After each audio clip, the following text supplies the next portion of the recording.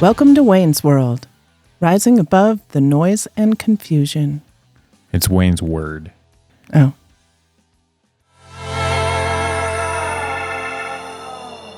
Welcome to this edition of Wayne's Word. Today we have with us two gentlemen from the Colorado State Shooting Association. We have Kolby Zipperer and Huey Laugesen. Huey, you are the executive director of the Colorado State Shooting Association. And Kolby, your title? I'm the vice president. Great. So I got the brass here. It seems like our gun laws are our gun rights are very much under attack right now in Colorado and other parts of the country, but certainly Colorado is ground zero for this war on the Second Amendment.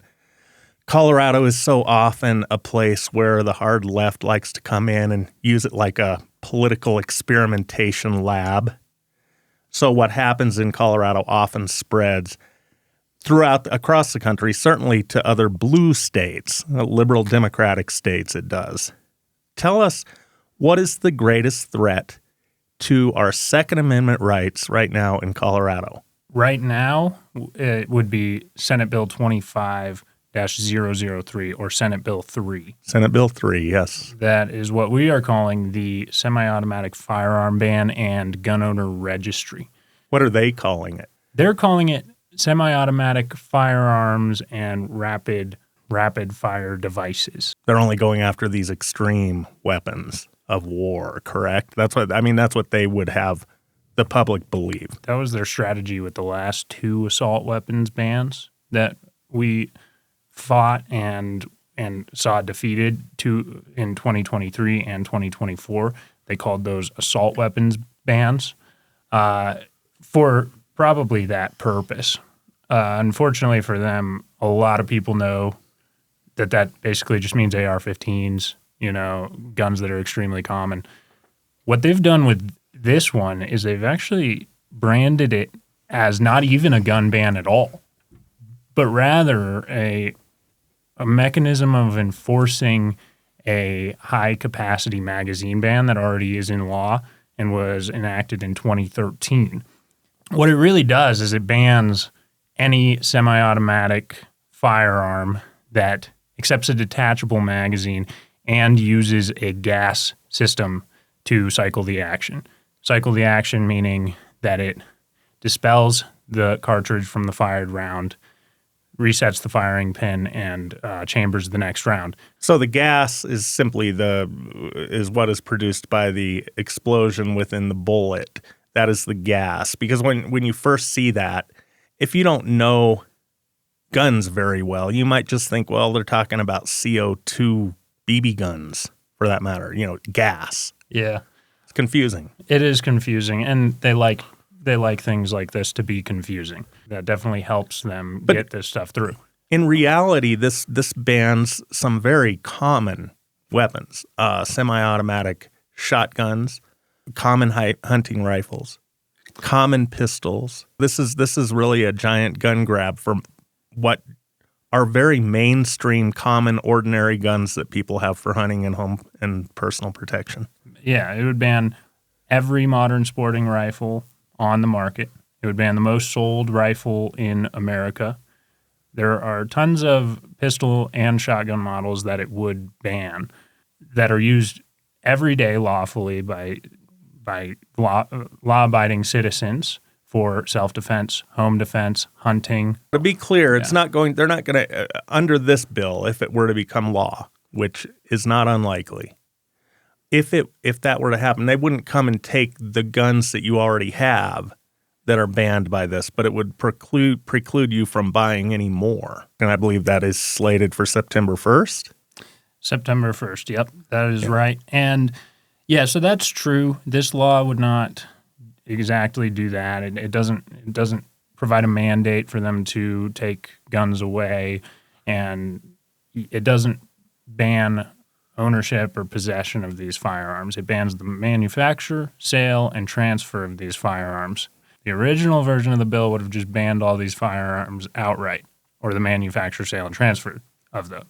There is a sort of licensing scheme. This is the amended version of the bill. The original bill was going to make it impossible to go buy any of the guns that are described in the bill. They feared that the Governor Jared Polis, who is a Democrat, but not as radically left-wing as those who control the Colorado Legislature, that he might actually veto it. In standard fashion, they recrafted it a bit, hoping that it would, and apparently there's rumor that he has agreed to sign something of this nature. That is what I've heard, and I suspect it could be true, though I hope it's not. And another part of this amended bill, because I just want to touch on this because you mentioned confiscating firearms, which this bill doesn't provide a mandate for. What it does do, though, is part of this licensing scheme to become eligible to get permission to exercise your Second Amendment rights. It involves submitting your name to a new state-owned and operated gun owner registry. So this bill, if it does become law, if you want to purchase one of these firearms that it restricts, part of getting the permission to do that would be putting yourself on a list of people who own these firearms. And that is almost always an early step that governments will take in the process of confiscating arms. So this bill doesn't do that, but it definitely sets the stage for it. One of my great concerns with this bill, particularly the new version, at least the first version, as bad as it was, and this is something very, very important to the left, at least it was equitable. Now what they've come out with is a bill that essentially says you can have your Second Amendment right, but you have to buy it from us. You have to pay us. You have to pay government. So what they're going to do is you have to go apply for a certificate so that you can take a course. Every step of the way now costs you money. If you were accepted to take the course, then you go take the course, which is apparently very protracted and in-depth course that you have to pay for. If you pass that course, then you need to take a final exam to get your permission to go purchase a common firearm.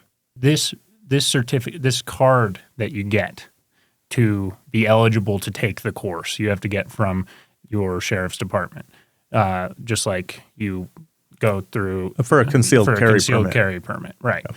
And however, this bill in this process, it grants the sheriff the authority to make a subjective judgment call on your moral character and decide whether or not you can even get to the starting line of this obstacle course, which could get all sorts of political. I mean, we've seen where FEMA, Federal Emergency Management Association, during the hurricane disaster in the Southeast, skipped over helping homes if they had a Trump sign in front of the house.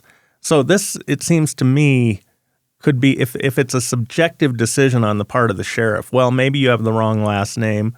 Maybe the sheriff knows you supported his or her opponent in the last race. There are many circumstances in which one may be discriminated against by a sheriff who has that much power, who can just decide unilaterally whether or not you are worthy. That's exactly right. Okay, now my bigger problem with this bill, for a rich person with the time and the money, they can get a gun. They can buy their Second Amendment right back. This, to me, seems like an extremely elitist bill in that, I mean, think about it. Some of the people who need a gun for personal protection the most are some of the poorest among us. They live in the roughest neighborhoods, the highest crime neighborhoods. Poor people are statistically very much more victims of crimes than our middle and upper middle class and wealthy people. Of poor people, minorities comprise a disproportionate percentage of that economic demographic. So this is going to favor wealthy white people and disfavor poor and minorities And among the poor and minorities are LGBTQ plus people who are often in need of self-protection because of who they are. And there are still people in this country who don't like someone who is openly LGBTQIA.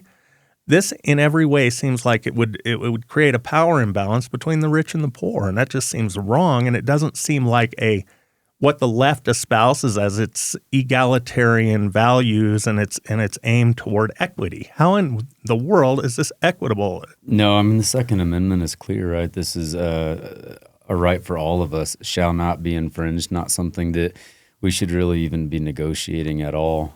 So the fact that we're allowing our legislators to pass bills like this, or we're allowing ballot initiatives to surface, I think that's just wrong in the first place. So when you say this is the most important bill now, I think that we've been dealing with this for years, and we'll continue to deal with this for years if we don't really fight back. You know, a lot of people will argue about this in their basement, argue about this while they're hunting with their buddies, but they're not going to get out and do anything about it. People need to really start actually taking action. Last night I was watching the hockey game against Canada. Unfortunately, we lost.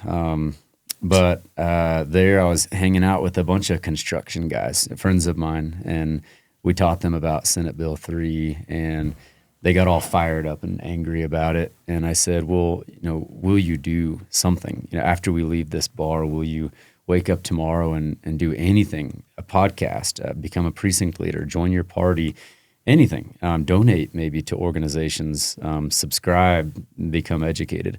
And their response was first kind of like, oh, you know, I'm a conservative guy, I've got a job. But then I said, can you donate 1% of your time, 1% of your you know, whatever to actually fighting back? Otherwise, if we don't do something like Huey and a lot of people are doing, we will inevitably just remain in this legislative minority situation where the left is you know, constantly drafting these bills. They are the ones sponsoring the bills.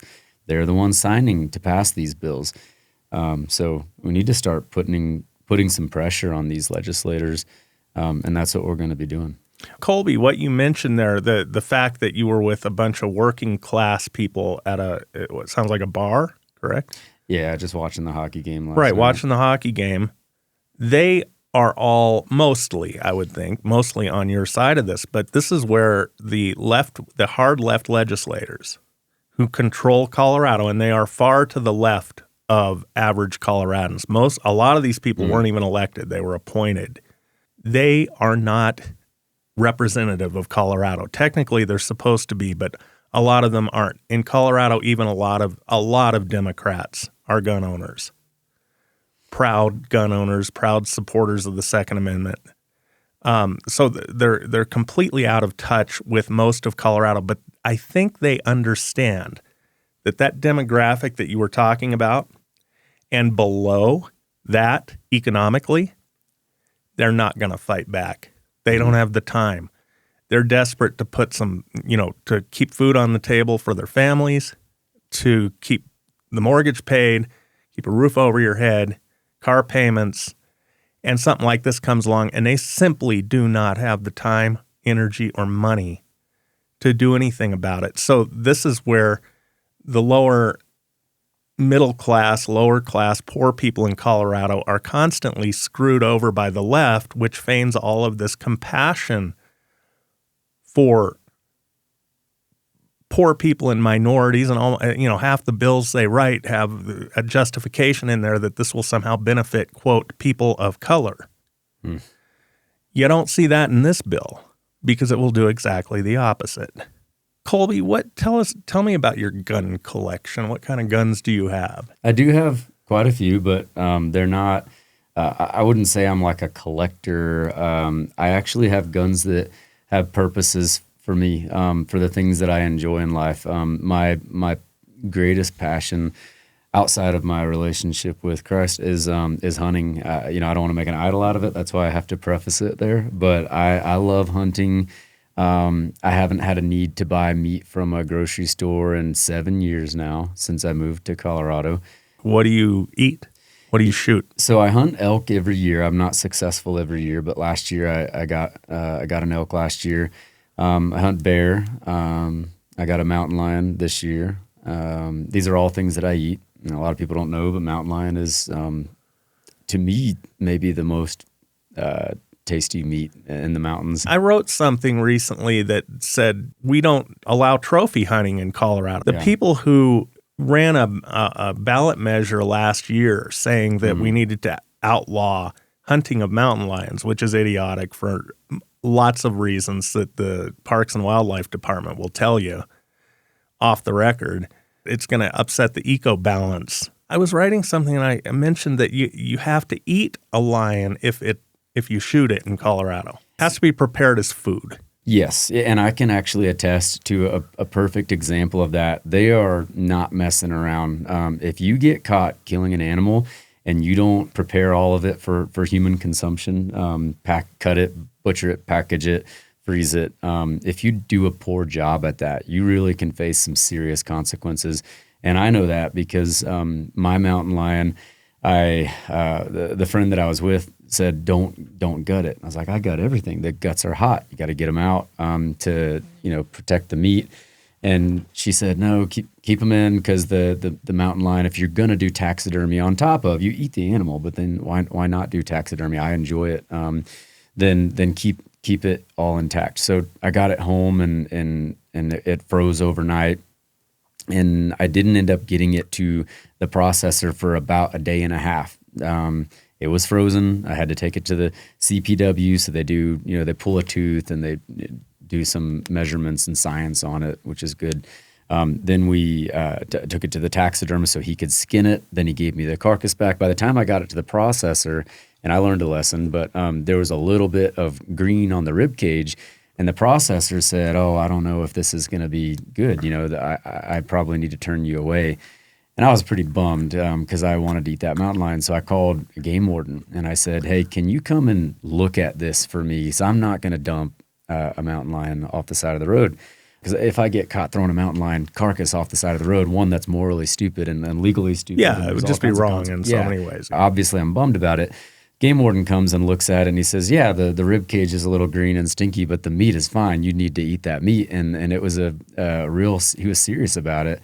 So he said, go home and take care of it yourself. The processor's not going to do it, but you do it at your house. And so I did, and the meat looked great, smelled great. As I cut, I smelled each side of it, and then I packaged it all up, and it's beautiful and it's marked. And I texted him a picture of the meat, and I texted him and said, this was awesome. It was the best meat I'd ever had in my life. It's a pork tenderloin. It's an amazing high quality pork tenderloin, sweet, almost sweet.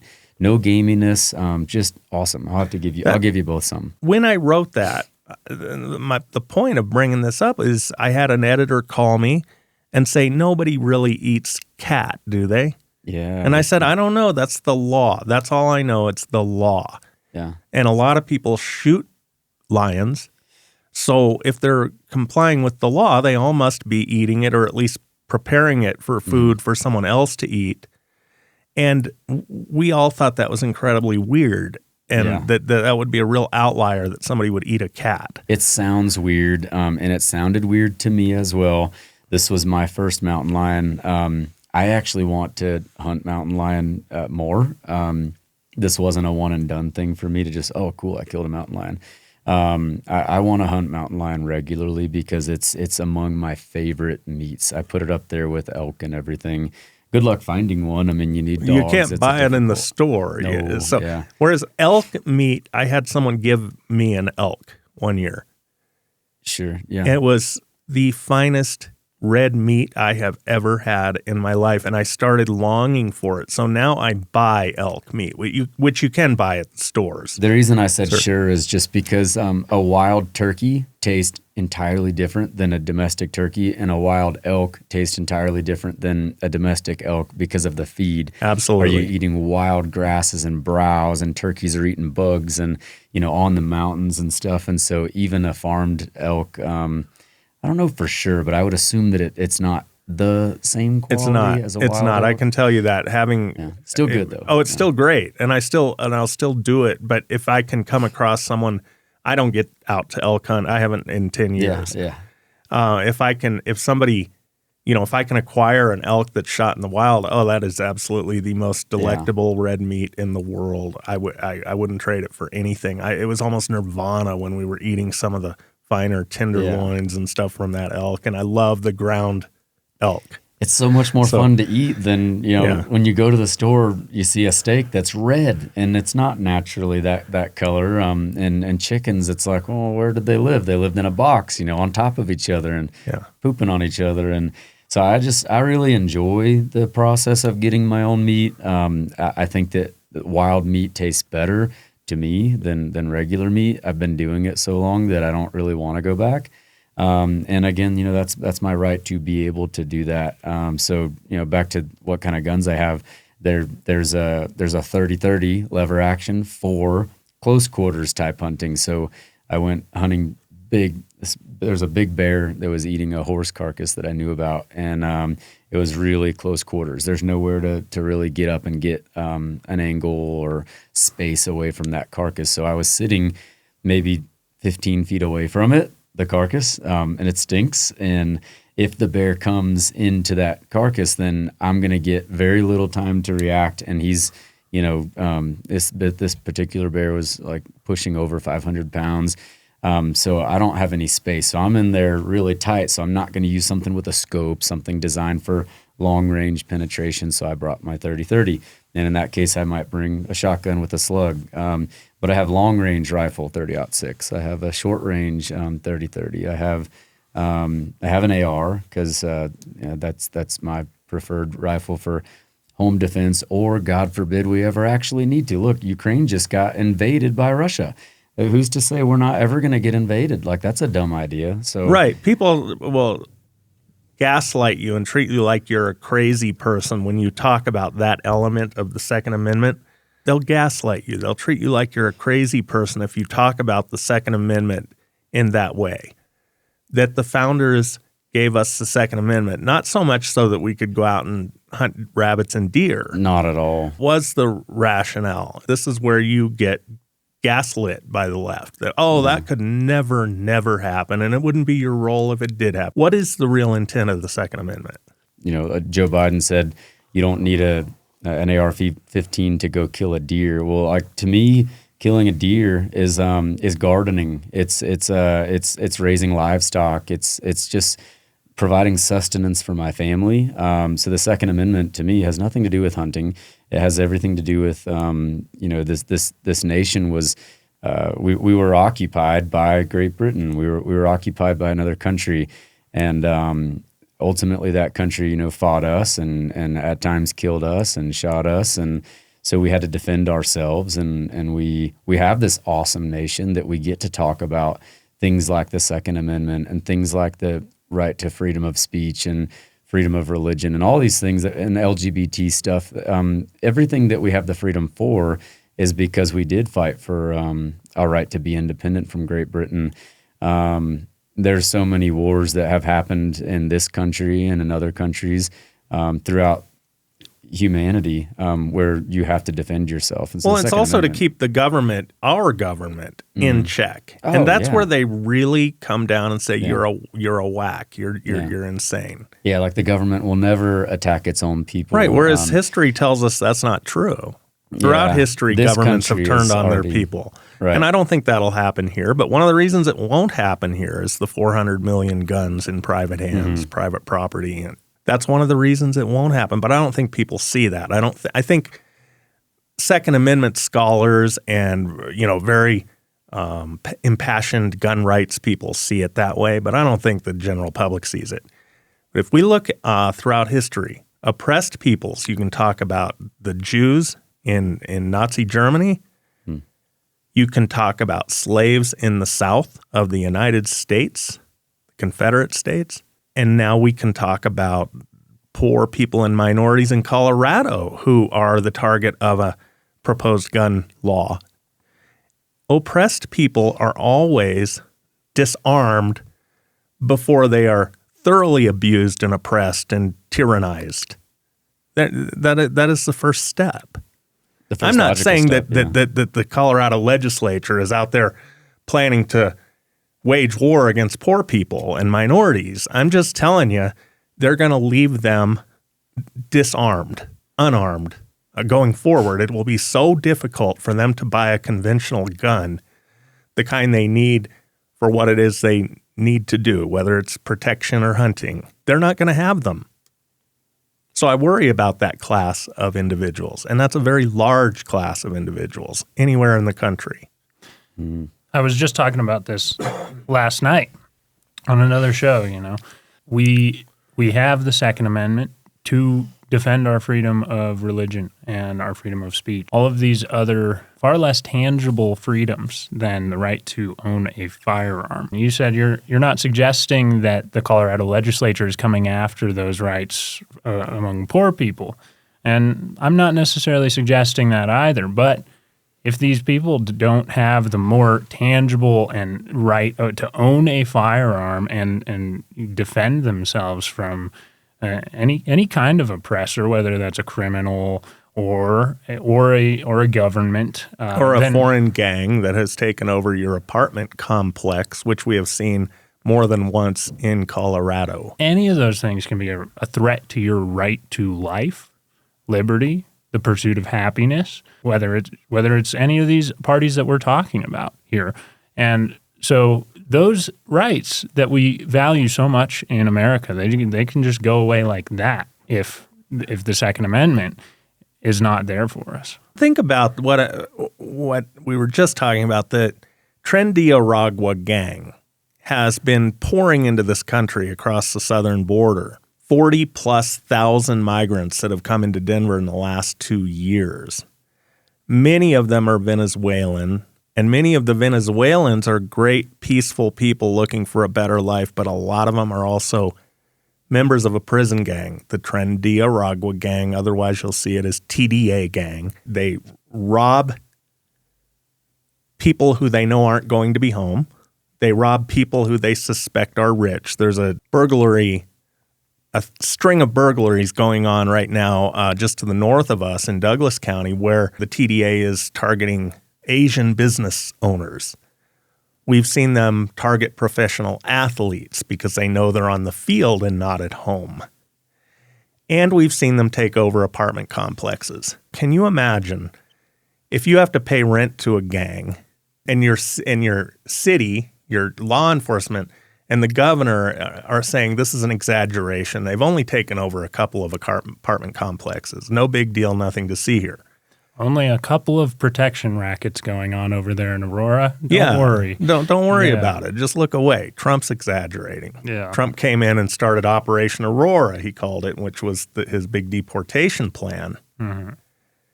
But if you're in that apartment, we've all seen by now the viral video of TDA gang members heavily armed. Every one of the guns they had would certainly be outlawed by this bill, but it wouldn't keep TDA from having those guns. Mm-hmm. I mean, do you think TDA really cares about a gun law? Do you think they're really going to Shields and purchasing these guns lawfully? It's not happening. No.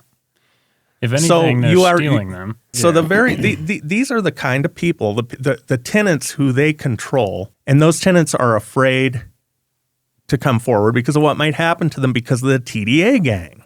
So they've got a perfect racket going, and then you have public officials not wanting to be embarrassed by the fact that gangs have taken over apartment complexes.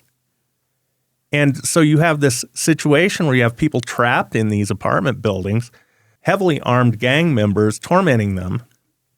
And just after we learn about that, the legislature comes out with a law that would make it very difficult for anyone in those apartments. These are low rent apartments. To jump through those hoops. Not anyone is going to do it. Not anyone who lives there.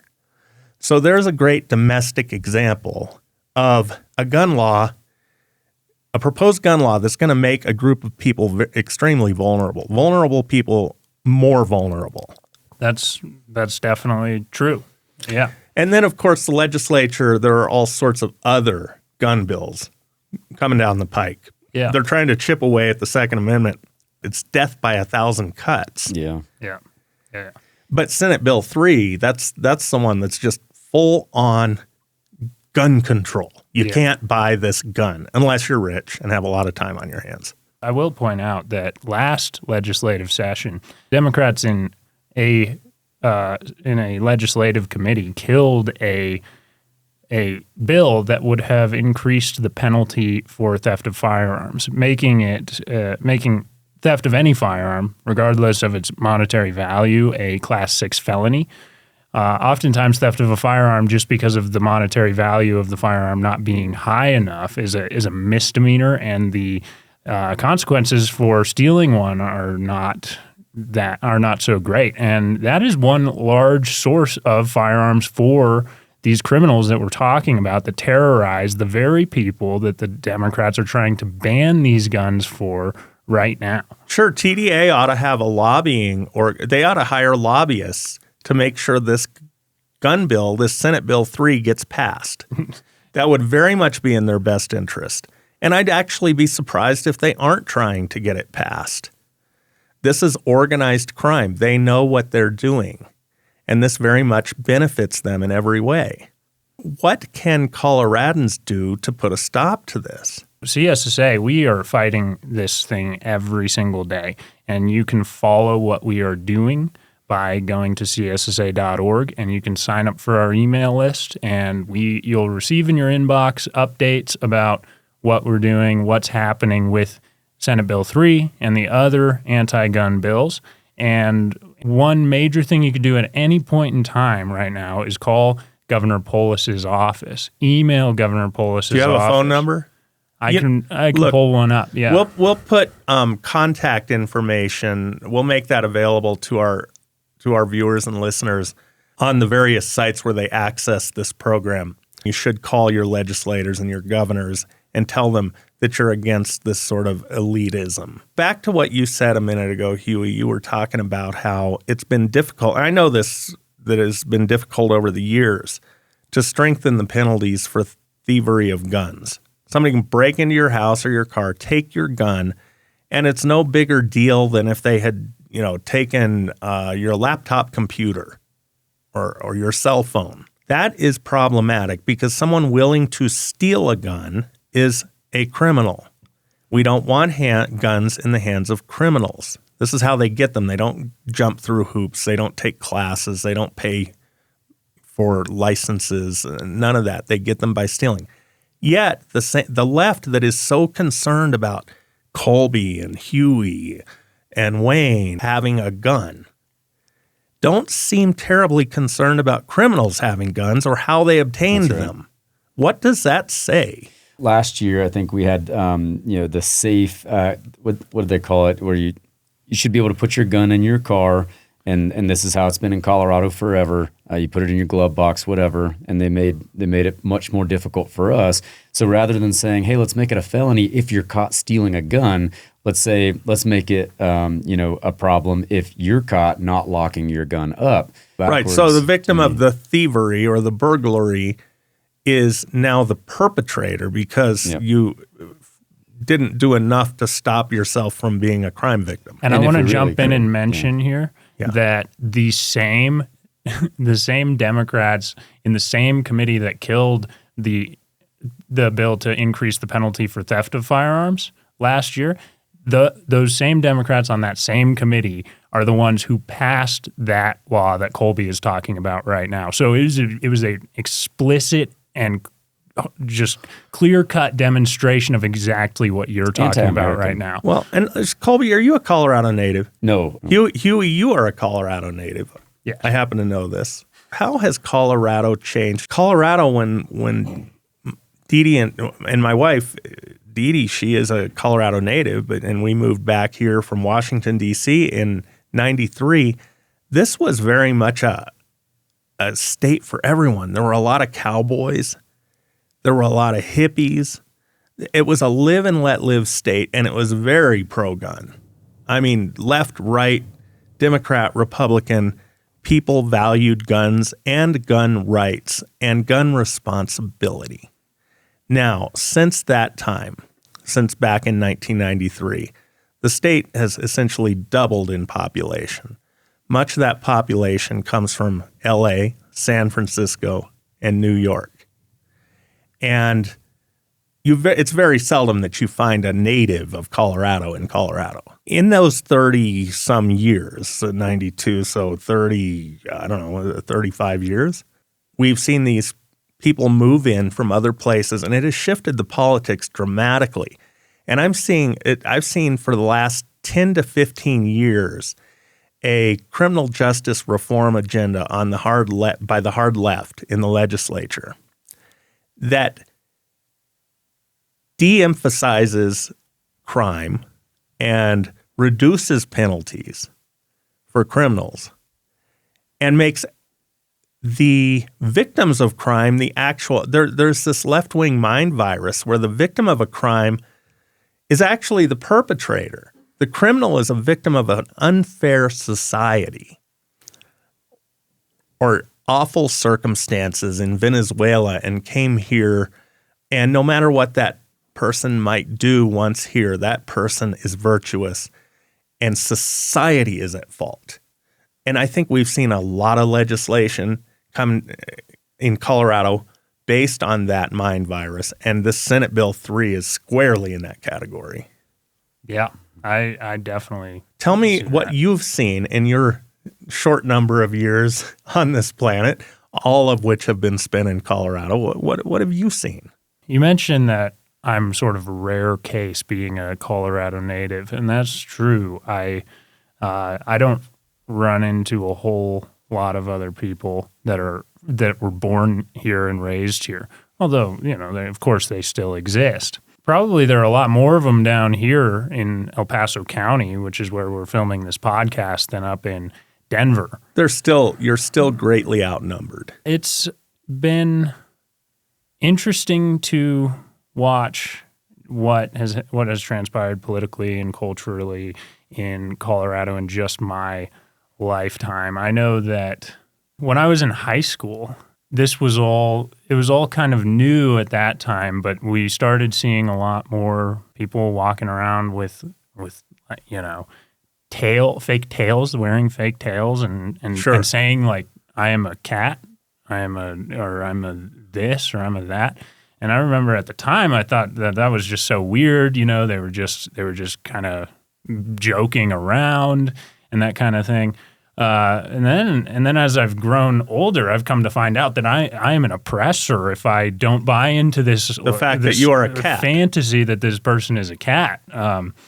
And I didn't take it seriously when I first started seeing things like this, and that's called a furry. So that's just one example of culturally things that have changed. And then you don't have a problem with furries.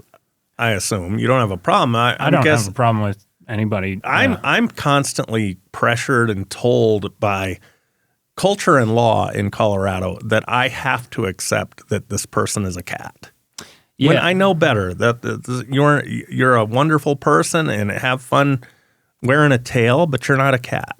Right. Exactly. And I thought, when I was first introduced to this concept, I thought that the person wearing the tail also knew that. Come to find out, a lot of them don't know that. And there is this sort of culture that I have seen increasing as I've gotten older, that you have to buy into some really crazy ideas that people hold about themselves in their own heads that are not true.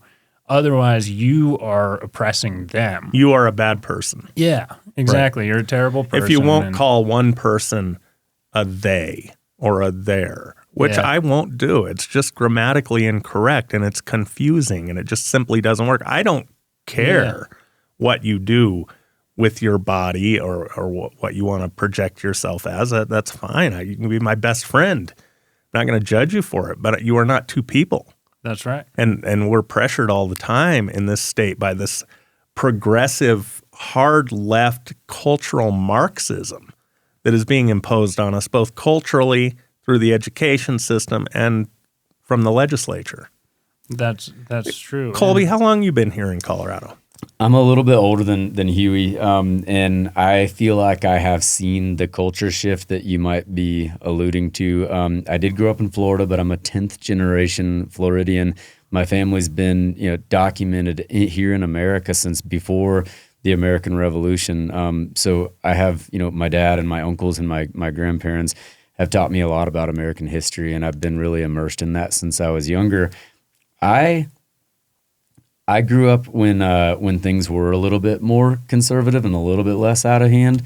But I had always dreamed of moving to Colorado. Since I was a kid, I grew up watching Western movies, Jeremiah Johnson, Lonesome Dove. I mean, I was always in front of the TV watching these movies about the Rocky Mountains, about, the cowboy culture, about fur trade and gold mining. And my vision of Colorado was real, and it is the real history of Colorado as a place where tough men with beards would, brave crossing the prairies and get to a new world with mountains and grizzly bears and the Rocky Mountain elk, and they were lived among Indians and lived, in frozen, conditions.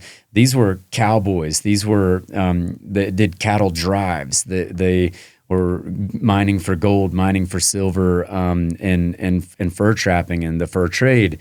And so the history of Colorado is very American. It's masculine. This is a tough state to live in. So you don't typically, historically, you don't live in a place that difficult to live if you're not a tough person.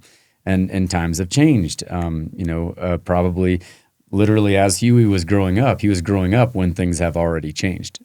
So in the 80s and 90s, he wasn't here to see how cool it was. And then before that, if you watch the movie, was it Red Dawn? Was filmed in Colorado? Yes, that was filmed here in Colorado. What a cool movie. Patrick Swayze. 1980s, right? Yeah, guys playing football and they've got guns and they're communists are paratrooping in. Yeah. They can see them from their schoolroom. Colorado was in that movie portrayed as the heart of patriotism, like guys with trucks. And how quickly it has changed. I mean, look, Denver and Boulder are indistinguishable politically and culturally from San Francisco and L.A. Yeah. It's really, there's no difference between them in terms of the way people vote and the way they think and the cultural agendas that they have. And that was not Colorado of 1993, not at all. It wasn't omnipresent. It didn't rule anything. It had its say, and other people had their say. But now that's the dominant cultural, political force in Colorado. I think that they are hoping, the Democrats, they're hoping that we accept it, that we accept that Colorado is lost and New Mexico is lost, and we are now part of the left coast. We're now part of the Oregon, Washington, California right. strongholds. Like we're a safe state for the left. I think it's a mistake to accept that narrative. I think that if we stay there long enough, like Stockholm Syndrome or something, you may start to say, oh, well, our strongest conservatives are going to go to Texas. I think they want that to happen. They want our strongest conservatives to go to Florida. They want them to they're getting their way. That's happening. Yeah. Guys like me, I'm stuck in Colorado. I own a small business, and there's a lot of guys like me. Being a small business owner is we're the backbone of America, and so I don't have the option of just going to Tennessee or going to Idaho. There's a lot of states I'd rather be in, sometimes right now. But since I'm here, I'm gonna fight my whole life and dedicate my time and energy and my finances to fighting back. I jokingly liken Colorado to the Alamo, all the time, because this is not my home state. Just like Davy Crockett was not from Texas, but he came and he died in the Alamo, and those guys were tough. There was only a few hundred of them, and they were surrounded by thousands of Santa Anna's soldiers. Colorado, to me, is the Alamo of the present day, and so there needs to be a movement. We need organizations like the CSSA. We need other organizations, and we got to start pushing back. And I think that if we do that, we can turn Colorado back into every state that surrounds Colorado is conservative. We're surrounded Wyoming, by Kansas, Utah. They're fighting harder than we are. But I think if we recognize that, this is a conservative territory. This is mountain territory, cattle territory. There are two Colorados. That's the urban and rural Colorado. I'm talking Telluride, Vail, Aspen, Steamboat Springs, on down the list. And the people who move to those communities are usually wealthy coastal elites. Mm-hmm. And when you're talking Aspen, it's a billionaire community. Vail is a multimillionaire and billionaire community. Same thing with Telluride. I mean, the listing price of a home in Telluride, the average is $4 million. Aspen's going to be higher than that.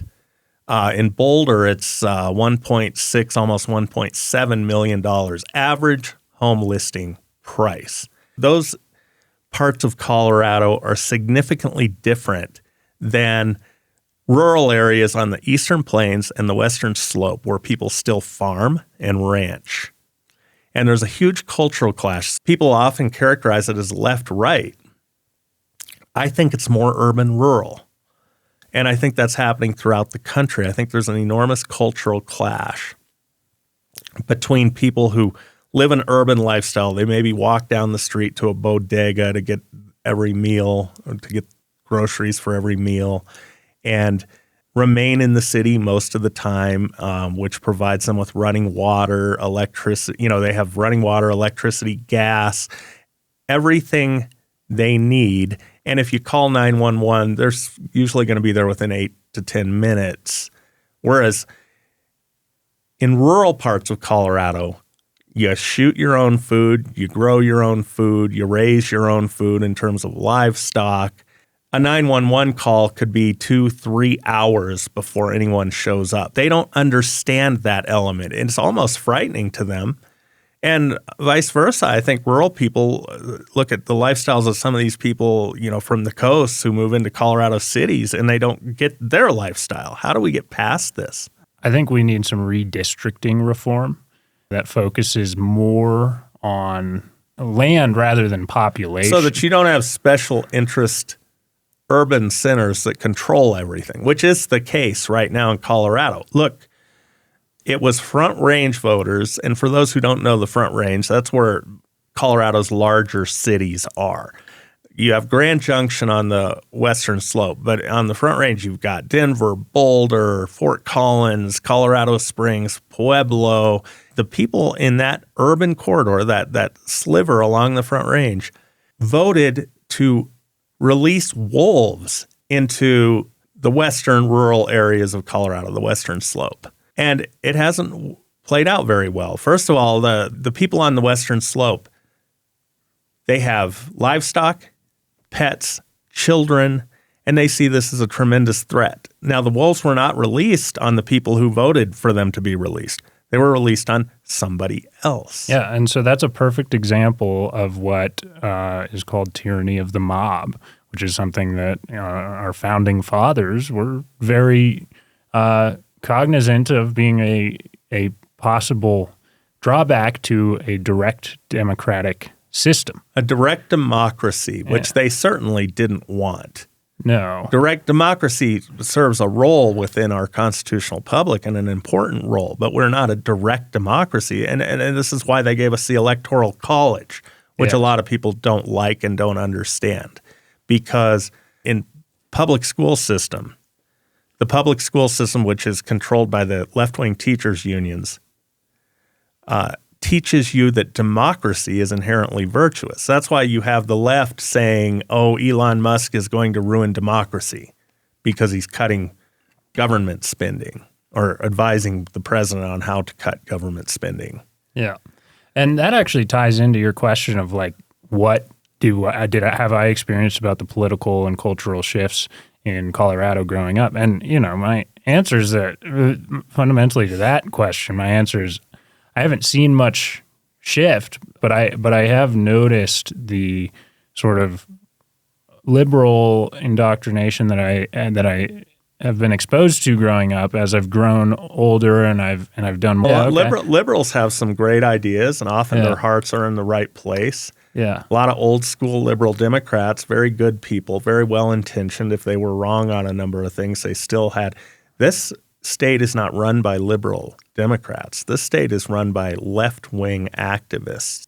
Growing up in school, you're right. Democracy was always idolized. Democracy, 50% plus one is the best way to govern and make any decisions about what's going to affect everybody. Well, that simply doesn't work because of what we just talked about in Denver or New York City or LA.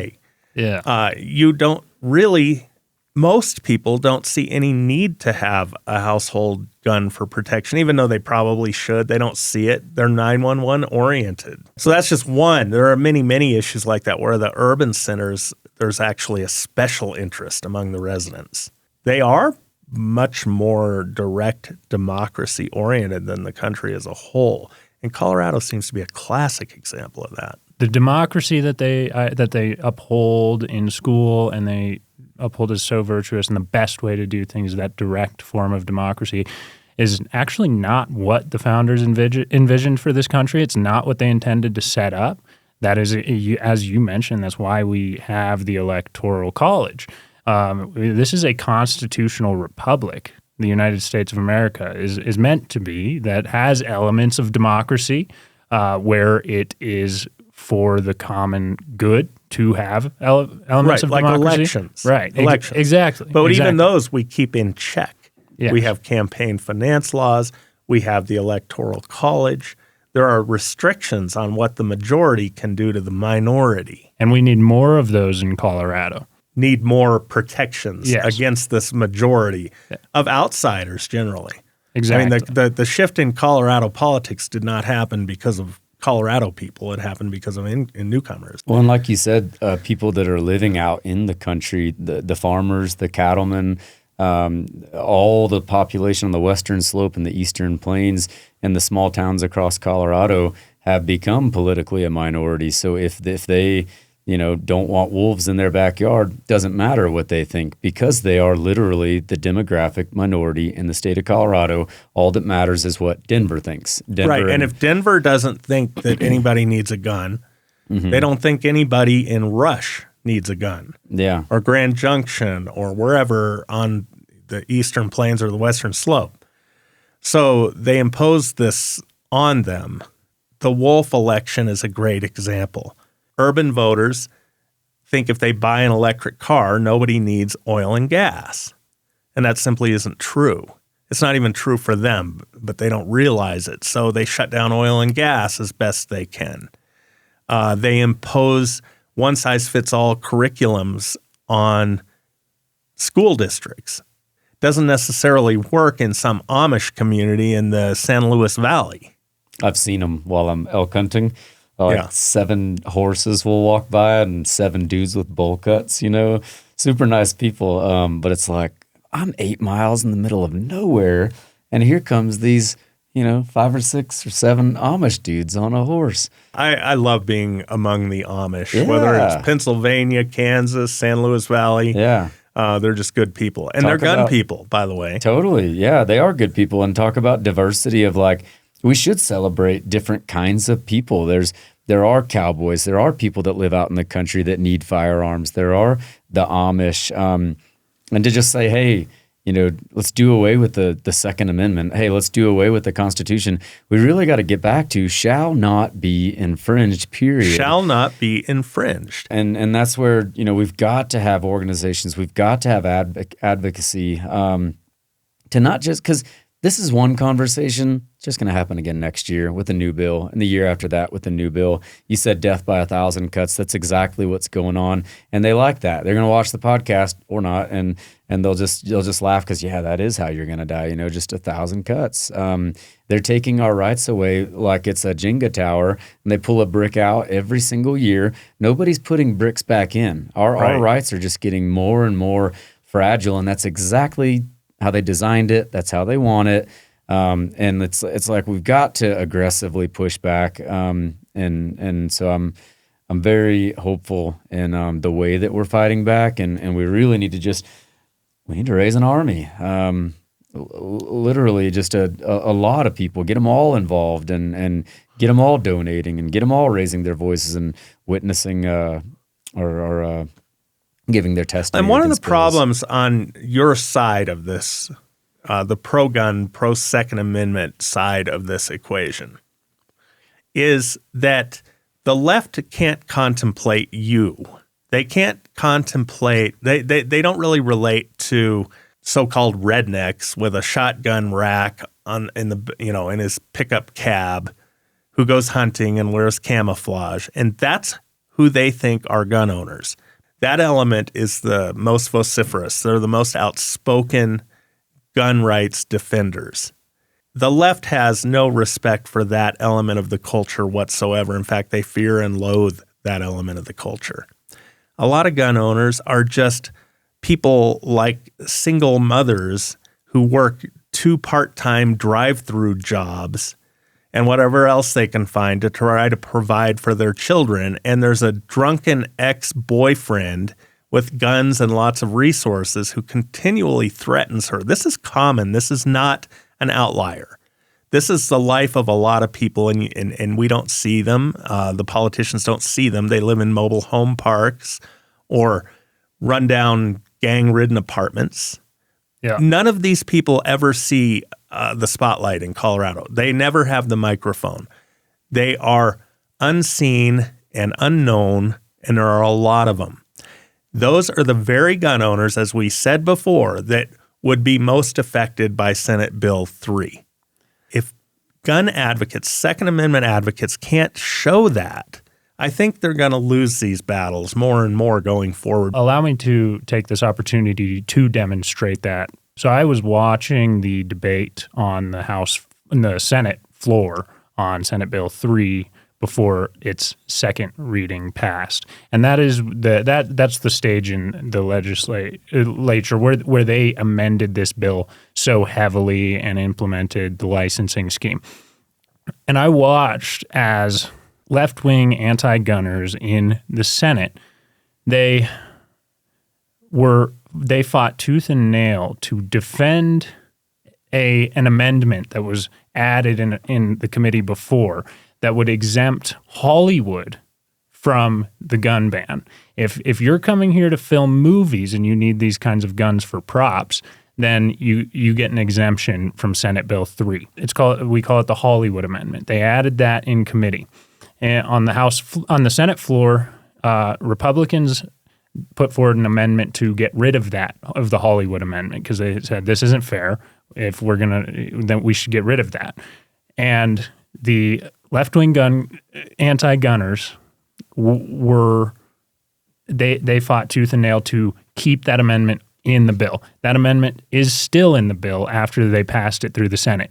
Right after that, Republicans also put forward an amendment to make a similar exemption for survivors of domestic abuse and stalking. And the same left-wing anti-gun politicians who fought tooth and nail to protect the Hollywood Amendment so that their friends can come here and make movies and bring millions of dollars into the state. Another great elitist carve-out. No guns for the common people, but people like us need to be able to have guns. No guns for the single mom who is trying to evade her abusive, drunken ex-boyfriend. How about the transgender person who lives in a neighborhood that that is hostile toward the transgender person, and that person is threatened and mocked and ridiculed and feels a lot safer packing heat? No guns for that person. Unless So that person is wealthy and has a lot of time. Yeah, well, if that person is wealthy and has a lot of time, then the gun for you. But not just an ordinary average transgender who's being bullied by bigots. Self-defense classes for when you leave home for a week to go on a trip and your wife is at home, you hope she's got a shotgun. Men are already inherently strong. A lot of times we can, defend ourselves on the streets. Women are the ones that should be above all of us carrying a firearm. Women should have a pistol in their purse. I can guarantee you that when I marry my girlfriend now, she will be not only carrying one in her purse, but she will be really well trained in using that and knowing how to deal with a threat, because those are our most vulnerable people in our community, women. And also the elderly. The elderly are very much overlooked victims of crime. Yeah, this is an equalizer for them against that strong, bad guy comes to get an old person or a woman, they're going to win. They're going to win every time. I don't need to walk outside with a gun. There are many, many people who they need to. It is. I love that it is the great equalizer. Mm-hmm. Yes. Somebody who is menacing and mean and angry and doesn't, some sort of sociopath, doesn't care about anyone else, will hurt vulnerable people. And I advocate that they get well trained and know exactly what they're doing. But the last thing you want to do is take somebody in that situation, somebody who's genuinely threatened because of who they fundamentally are, and make it difficult for them to do what every elite person in the world does, which is provide some sort of security. You either hire somebody or you have the wealth and the wherewithal to provide for your security. The only way a poor person can do that is by providing his or her own security with a weapon. I wish that women would take up the issue of the Second Amendment because it is their greatest protection for a woman to know that, I don't have to go hiking by myself unarmed. I don't have to just go into this world, face the threats of, bad guy tackling me or whatever. A woman should, above all other people in America, desire to be trained and educated and be able to purchase and own and carry a firearm with her at the grocery store, at the movie theater, at all times, because they are the most vulnerable people in society. If only for peace of mind. Mm-hmm. If nothing more than that, it's valuable. But what the left-wing gun grabbers will always say is nobody actually defends him. People don't actually defend themselves with guns. That doesn't happen. And they're just plain wrong. The NRA keeps lists of these frequent events where someone thwarts a crime, whether it's a violent crime against the defendant or a burglary or theft that is about to take place. That does not make news. It only makes news if the bad guy wins and kills a bunch of people. It doesn't make news when somebody with a gun stops it before it ever occurs. You never hear about it. It happens all the time. Another thing that happens all the time, going back to the single parent who's vulnerable, you are able to arm yourself for self-defense, prevents a lot of those crimes that would otherwise happen. And we don't hear about that. Nobody sees it. It is the silent benefit. Adam Smith would call it the invisible hand in economic terms. There's an invisible hand that comes with Americans being armed, with the right Americans being armed. There's an invisible hand. Makes bad guys think twice, There are dozens of schools in the state of Colorado that have implemented the FASTER program. Yes. FASTER Colorado is a program that brings active duty and retired law enforcement into these schools that want to bring this program into their school, and they provide these law enforcement personnel who are also firearms instructors to train teachers and faculty in these schools to concealed carry firearms on campus, and they train them in emergency response. So should there be a threat to student safety that makes its way into the school, they are trained to respond to that threat, and they're trained very well and to be more than competent with their use of firearms. And so there are dozens of schools in Colorado that have implemented this program. There are hundreds more, thousands, or even thousands more across the country that have done this. Not a single one of them has ever experienced a school shooting. People who plot a mass shooting, they know the terrain. They know where the security guard is going to be, if he's on duty or not. They spend weeks and months plotting these things. That person knows that this particular school or this particular school district has janitors, teachers, coaches, maybe a principal who are armed, and you don't know who they are and you don't know where they are.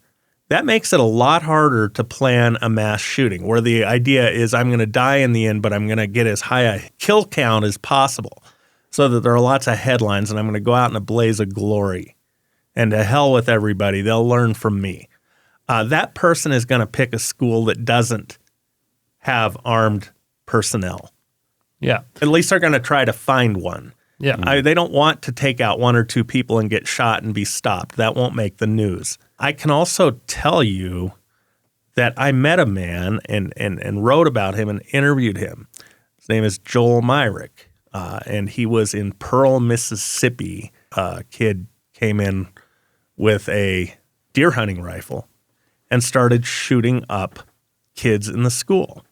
Now, this vice principal, Joel Myrick, Harvard man, intelligent, attractive, just an upstanding guy. Everybody loved him and trusted him. He had brought a gun to school that day, but there was a gun law that said you couldn't have a gun within 100 square foot radius, I believe it was. Anyway, it's a radius around the school that you couldn't have a gun. So he parked outside of that radius and left his gun in his truck. This is a military guy. He's got military background. He knows what he's doing. Left it in the truck. He hears the shots ring out. And he needs his gun, but it's in the truck. So he runs to the truck. He gets the gun, brings it back to the school, and puts a stop to the shooting. Unfortunately, the shooter, Luke Woodham, I believe was his name, had already taken out 7 or 8 kids before the principal could get back. And who knows how many he would have taken out had he not stopped the shooter. He was going to, actually, he stopped him in the parking lot. The shooter was getting ready to go to a nearby elementary school and shoot it up. And Myrick had his gun and was able to stop him in the parking lot. He didn't even have to hurt anyone. He simply pointed a gun at the kid driving away, and the kid crashed the car, and it was all ended peacefully aside from the fact that he killed 7 or 8 kids before Myrick could get to his gun. If that gun had been in his desk drawer, or even in an instant open safe on his desk, would be a good idea. That perpetrator may not have killed more than 1 or 2 people, if anyone. And then, of course, in the city that you two work in, Colorado Springs, there was the New Life Church massacre, would-be massacre. Several people died, but this is a mega church. It's like a sporting arena when you go in there. And this guy showed up angry. He was armed to the hilt, obeying no gun laws whatsoever. And his intention was to go into this arena church and shoot everybody. Fortunately, there was a woman there who used to be a cop. She was not uniformed, but she was on security standby that day. And she pulled out her concealed handgun and shot the perpetrator before he could shoot up the whole place. He killed a few people in the parking lot, but he had entered the church and was going to cause mass casualties, and she stopped him. That was never, you would think she would be on the cover of Time magazine as a hero. She was almost unacknowledged for that. Mm-hmm. And in fact, a lot of local media actually attacked her character. They went after any flaw they could find with her. Instead of treating her like the hero that she actually was, she saved countless lives. And her name is Jeannie Assam, and she used to be a Minneapolis cop. And God bless her. There are a lot of people alive in that community today who would otherwise be dead, but for her and her gun. And even here in Monument, I'm sure there are a lot of people who live here in Monument that go to New Life Church. Actually, I know of a few here in Monument where we're filming this podcast who go to New Life Church and were at New Life Church that day when that shooting occurred. And so, and a number of people who might not be here if it weren't for Jeannie Assam. So she is a hero. Look her up. Google her if you've never heard of it. I think it's ASSAM, Jeannie Assam. And now, isn't there a bill to make it more difficult to get a concealed carry permit, or is that now a law? That is now law. That passed. They put up financial barriers and hoops you have to jump through and days out of your life that you have to spend that you may not have available to you. The crime rate among concealed carry permit holders is hundreds times less than it is among the general public. A concealed carry permit holder goes to a sheriff, pays money for a background check, asks the sheriff to essentially deputize the person. You're going to give me, and we had a shall issue law in Colorado. You're going to give me this permit unless there's some reason not to. If you find out I'm a criminal or I beat my wife or something to that effect, then you can't have a concealed carry permit. But the people who actually get one with the system that has been in Colorado for a long time are the most law-abiding people in the state. Criminals don't go walk into a sheriff's office and hand them money and ask for a background check. It just doesn't happen. And if they do, they get rejected. So why would you make it harder and more expensive, more time-consuming for somebody like Jeannie Assam to get a concealed carry permit? That makes no sense. I'm a strong believer in constitutional carry. In fact, I think that this idea that you have to get permission from the state to exercise your right to bear arms is contrary to the entire concept of it being a right that comes from God. There is a bill that has been proposed in the Colorado Legislature for constitutional carry, which would basically remove the permitting system for concealed carry permits. And we, the Colorado State Shooting Association, is totally supporting it. And its chances of passage are zero. Zero. Yeah. So Weinberg, it's Representative Weinberg who is the sponsor of this bill. Now, there's only one primary sponsor on this bill. I know that there are dozens of Republican legislators in the legislature, so I do question why there's only one primary sponsor on this bill. I would like to see more of them. I'm guessing that they just know that it has zero chance of passing. Well, that's where the root problem of all of this is the legislative makeup. There's 100 legislators in the state of Colorado, 34 Republicans and 66 Democrats. You can say factually, when you watch a gun bill getting pushed through, if it's to take firearm rights away from you, it's sponsored by Democrats, it's signed by Democrats, and it's passed by Democrats.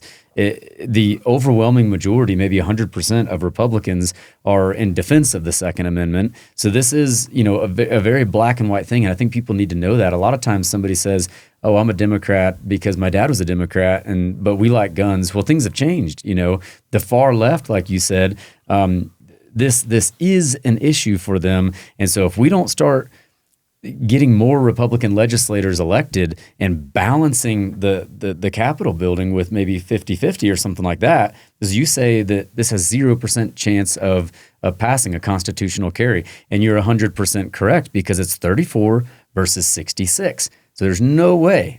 You could maybe do a ballot initiative, something like that, to get to the actual voters. But if you're going to go with just that 100 legislators there, no way.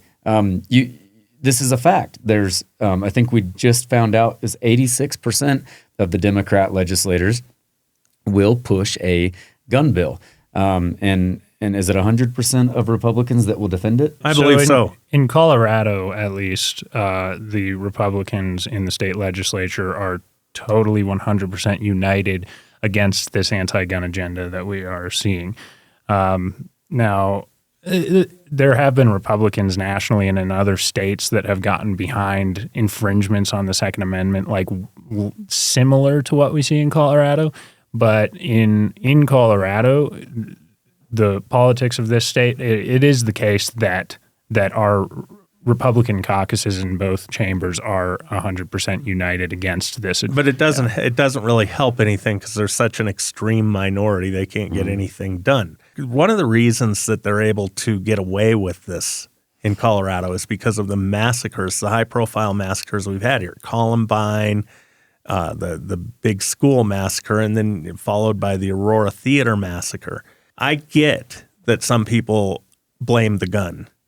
I mean, I don't really understand it. That doesn't make any sense to me because those guys showed up with bombs, accelerants to burn it down. There's lots of things you can do to destroy people and places without a gun. But I get the emotional sentiment behind this.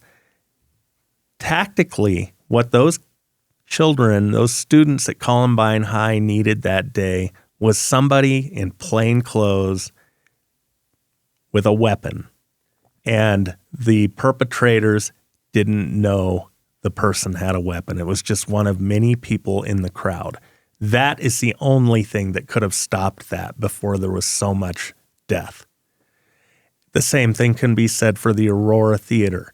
Somebody in that theater, if somebody had been a concealed carry permit holder and had a weapon, it takes a long time to shoot everybody in a crowd. If one person in that crowd has a weapon, the chances are very high that that person can take out the perpetrator long before law enforcement is going to arrive. And we just know this. This is just a fact. I don't think the left cares about that. Again, going back to the fact they don't really seem terribly, while they're worried about the guy who goes in and pays a sheriff for a background check to get a permit, to obey the law, they care very much. They're very much worried about that person, but they're not worried about the person who might steal that person's gun. Well, the law-abiding citizen is also a taxpayer. I think it's all about getting money. You're not going to get money from the criminals. You're going to get money from the concealed carry guys. Yes, TDA is not going to pay your taxes. It's not going to go through a conventional, it's not going to acquire weapons in any kind of conventional way that can be controlled. I think the government is like any other business. You either increase market share or you can raise prices. You diversify your product offering. If you're the government of Colorado, what do you only have so many ways to make money? Fines, fees, taxes. And so we sit down together and say, hey, how can we increase revenues this year? Oh yeah, let's create unique ways to increase taxes on gun owners. They've certainly made it hard to buy ammunition. I think it's wildly shameful that the Aurora Theater, for example. When I go to a theater, when I go to the grocery store, when I go to church, I'm a security member at my church. Plain clothes, you wouldn't know me, and there's a lot of us. I'm always going to carry. When I go into a movie theater, if there's an active shooter situation, it's shameful that I'm the only one that's going to get down below my seat and I'm going to take that guy out. All the fathers that were in that movie theater, all the husbands, it's hurtful to say, but it is sad. You let people down. You could have taken up your sword that day and you could have been at the theater and protected your daughter and protected your son. I don't particularly like to carry concealed. It's work. It's hard to do. It is. And your mind has to be constantly in that space. But You're going to avoid conflict. You're not going to honk at some guy in traffic and flip him the bird because you've got a gun and you don't want conflict to happen ever. You don't ever want to have to use it. So I don't like to carry. When I do, it's because I and my children and my wife or other people I care about are going into a situation that I think we could be vulnerable. And I think that's what we need. If we had enough people willing to do that, we have a lot of concealed carry permit holders in Colorado, an awful lot. Yeah. Disproportionately high. A lot of them don't carry, however. Just like the guy that volunteers his life to public service, police officers, firefighters, military, your soldiers and your sailors. I do carry every day, everywhere, because it's not just for me. It's for you. It's for somebody else's wife. When I'm in the grocery store, I care about my community so much that if there's an active shooter situation, I want to be there because I know that most people are like, it's kind of bulky, it's kind of heavy. That it is like a duty. When I wake up in the morning, I put on my shoes, I brush my teeth, I put on my belt, and I put on my holster, knowing that most people won't. That movie theater, nobody did. The grocery store up in Boulder, Colorado, same thing. King Soopers in Boulder, big massacre a couple of years ago. Yeah. And there needed to be somebody, and I'm surprised there wasn't. Yeah. There needed to be somebody in that store. And there wasn't. And that's Right. the thing is like when you wake up and you put on your belt, I know you're thinking of times you're like, oh, dang, this might be me. Where you put your belt on, you're like, nothing's going to happen today. Well, that's maybe the day that you go into the movie theater and you get killed or the woman next to you gets killed. And so I think it is 100% our responsibility as patriotic men in America to put that freaking holster on your belt, and to wear a jacket like this and like to learn how to be a real man. It's not always comfortable. You want to wear basketball shorts and a tank top. Well, then you're not being a patriot that day. You're not doing your duty to protect your community. I will wear my gun every day, and chances are I'll never have to use it. I think that's probably what's going to happen. Sure. I'll never have to. And I love this conversation about the duty you have to carry a firearm, because I think oftentimes in our politics and in our debates about these things, we get too caught up in this other R word, rights. What do I get to do? What do you not get? What do you not get to tell me I can't do? It's all me. It's not a compelling argument. It's not a compelling argument at all. And actually, rights. When you look at natural rights that we actually have, our right to self-defense. That right to self-defense, that actually they all come from a responsibility of some sort. And we talk too much about what do I get to have, what do I get to do, rather than what should I be doing, what ought I be doing, I own firearms, I carry a firearm because I have a responsibility to defend my family. You have children? Exactly. Yeah. Well, I think we're in full agreement on that. Yeah. So what do you think the chances are that you can stop SB 3? Do you think Governor Polis is going to sign this thing? And what if he does in its current form? I don't know. As you mentioned, the rumor on the street is that this new form of Senate Bill 3 is what Polis negotiated with the sponsors of the bill. So that would suggest that he's going to sign it in this new form. I think that Governor Jared Polis has a reasonably legitimate shot, at least for being considered as a nominee for president for his party. Gavin Newsom, that's a non-starter with the mismanagement of these fires in California. I think that Governor Jared Polis has a shot at that. If he signs this bill, I think that goes away. I think that the vast majority out of the rest of the country, outside of Colorado, it would be a very hard sell if he signed this into law. He'd get smoked. Yeah. Yeah. I totally agree. I don't think they would even nominate him because of that. You notice Kamala came out and made a point of having a gun and told us how she would use it if somebody broke into her home. I would shoot you. Joe Biden, too. They're not going to mess with that. This is not a very popular thing left of center. I mean, center left. Now, far left, yes, and that's who controls the legislature, but it is not representative of Colorado because of all the appointments, and it is certainly not representative of the rest of the country. But how confident are we that – because I've heard that Polis would want to run for president, and I think that from the left's cabinet of options, I think that he's a strong contender for that nomination. Yes. But if he had no intentions of ever running for president, then he would sign a bill like this. He's in that camp already.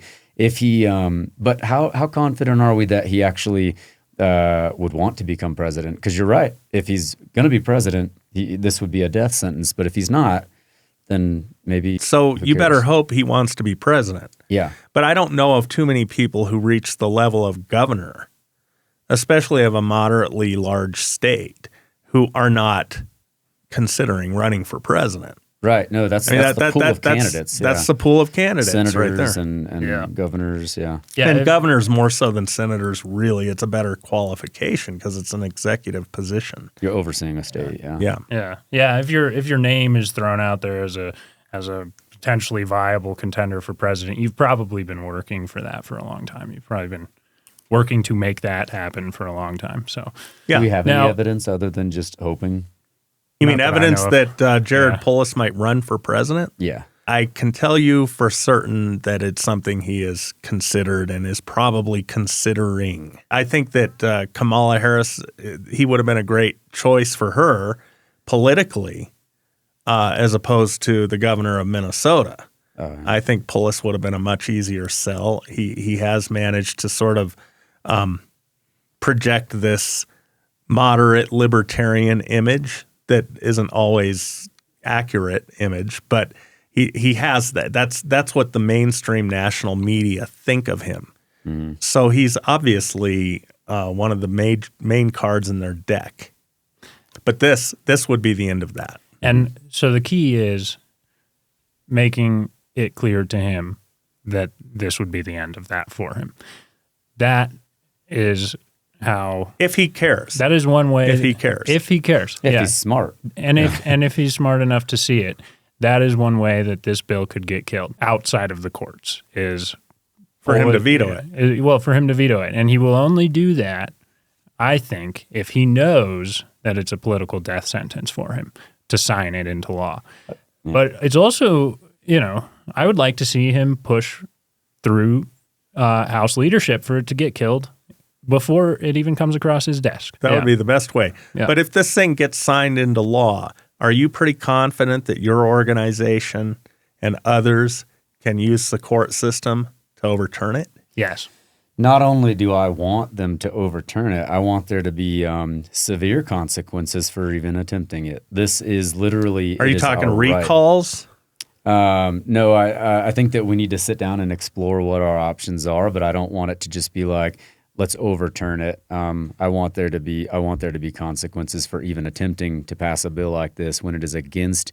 They don't have the right to do that. This will be eventually fought, and they know it in the Supreme Court, but they know it'll take some time. Well, it seems to me the Supreme Court has already ruled. McDonald v. Chicago, Heller v. DC v. Heller.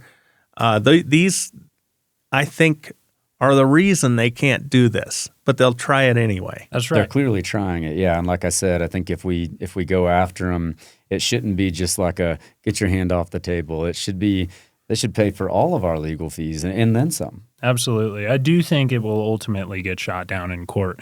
They just are banking on that taking a long time and costing us a lot of money and perhaps giving up on it because it's too big of a burden.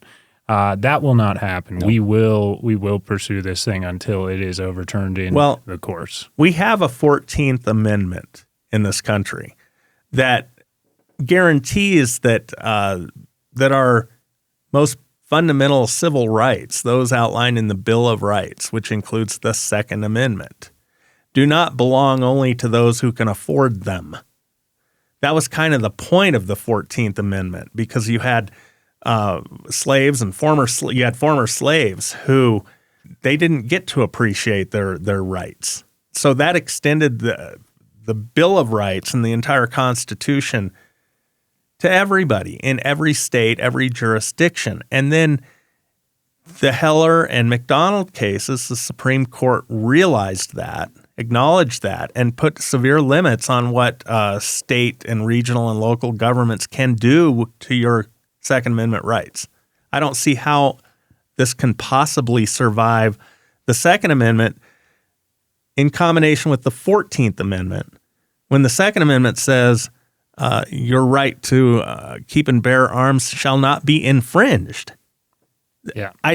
How is this not somehow an infringement? I mean, it seems like a prima facie infringement on my ability to keep and bear arms. Absolutely. And that's why I tell our members and supporters all the time, it is inevitable that this bill will be defeated. if we have to take it to the courts, we absolutely will do that. And what that would take is Polis signing it into law. Hopefully, and I don't want him to do that. But we will take it to the courts, and it will be defeated. We have, as you are outlining masterfully, the law, it's not Constitution, yeah, mountains of Supreme Court precedent on our side. Yeah, it's pretty cut and dry. We might run into some activist judges along the way. We'll have to appeal to higher courts until we get somebody who actually follows the law. Before we adjourn, we saw a sea change that began November 5th with the federal election. It seemed like a rejection of a lot of what is going on. Colorado leading the way on a lot of this stuff. If it's not California, it's Colorado that's coming out with some crazy new infringement on our rights and our traditional lifestyles. Do you think that Colorado is going to change back to more of what it was when it was a purple state, when it was a so-called swing state? Is that going to happen as a result of the national trend right now? Or do you think Colorado's a lost cause? I'm not sure. I don't think it's a lost cause. I certainly think we can move back in that direction. And I do want to hear what Kolby has to say about this as well. But I will point out that the ban on hunting mountain lions on Colorado's ballot lost in a big way in November. That is an encouraging sign to me. We flipped 2 state house seats Republican when there was previously a majority, right, Democratic supermajority in that chamber, and Colorado voters flipped 2 seats or three state house seats, eliminating that supermajority. And showing you that there are voters who are in Colorado who are waking up and getting sick and tired of this one party rule and this one party having so much power that you get with a supermajority. Well, and with that one party rule and all of the attacks on gun rights and the pro-criminal, anti-victim legislation that has been coming down the pike, we have Colorado has essentially decriminalized or legalized every single street drug known to humankind through criminal justice reform. The result of that is that Colorado last year was ranked the 3rd most dangerous state in the union by U.S. News and World Report. That's the manifestation of 15 years of criminal justice reform. I think left at its current state, Colorado, you could say Colorado is lost, right? It's all about who shows up to the battlefield. I look at politics in Colorado as I've learned, and like a pyramid. At the top, you have your small amount of elected officials. At the bottom, the large base of Colorado voters, several million. But in the middle is who shows up to the battlefield. And I think for several years, the Democrat activists have showed up. They've knocked on your door. I've lived in Colorado now for 8 years, and I've lived in Denver, and I've lived in Colorado Springs. In Denver, the Democrats knocked on my doors. In Colorado Springs, no conservative activists have knocked on my doors. So if we can just wake up the conservative voters and say, do more than vote, say, show up and be a volunteer, play on the football field. Don't just sit back and watch and hope for the best. Get involved. And that's not hard to get involved. You can sign up to be a young Republican. You can get involved in your local GOP chapter. You can become a member of CSSA. There are so many organizations that are begging for more people, more volunteers. And if just one guy shows up and just volunteers one day out of a year, now we've got somebody on the battlefield. If they have 3,000 soldiers and we have 150, it's no chance that the 150 is going to win. So we need to recruit more people to actually get involved. And then, no, I don't think that Colorado's lost. Not at all. As soon as conservatives wake up, get out of their basements, join their local party, join CSSA, join these different organizations, then it's game on. And the Democrats would hate to hear this happening, but that's what needs to happen. And the day that happens, and the day that we meet them 50-50 on the battlefields right before November every 2 years, that's when Colorado comes back and becomes like the surrounding states, like Utah and like Oklahoma, Wyoming. My favorite. Totally.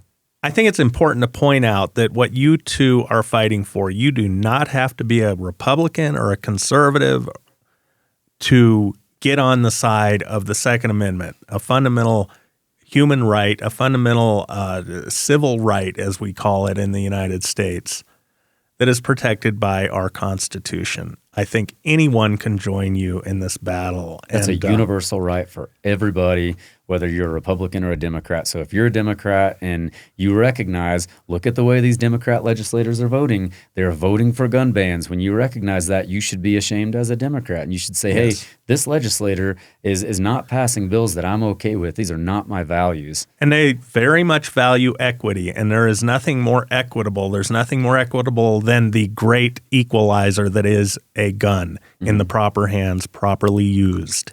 So thank you both for what you are fighting for. I appreciate it. I know a lot of people in Colorado appreciate it. A lot of people are blind to what's going on. Hopefully they will educate themselves and join your cause. How can they help your fight? Where do they go to learn more about your organization and what they can do? CSSA.org is where you will find that's our website. You'll find all kinds of information on there about, that's where you can join our organization. That's where you can donate to our organization. You can donate to our legal fund so that we can build up our war chest now if we need to pursue legal action against Senate Bill 3 if and when it gets signed into law. You will find information there that will update you on every single bill that is currently in work, every single gun-related bill that is currently working its way through Colorado Legislature. You'll find information on where it is in the process of getting through the legislature and what you can do. There are opportunities to show up to the Capitol and testify in opposition to anti-gun bills and in favor of pro-Second Amendment bills. And we provide all of that information for you if you go to CSSA.org.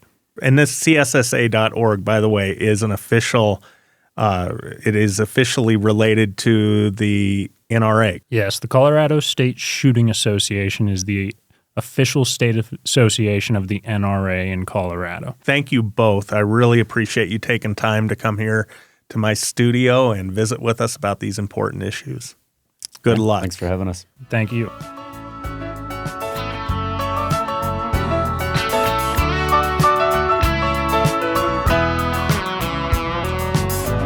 Meet me in the middle of the day, let me hear you say everything's okay. Bring me southern kisses from your room.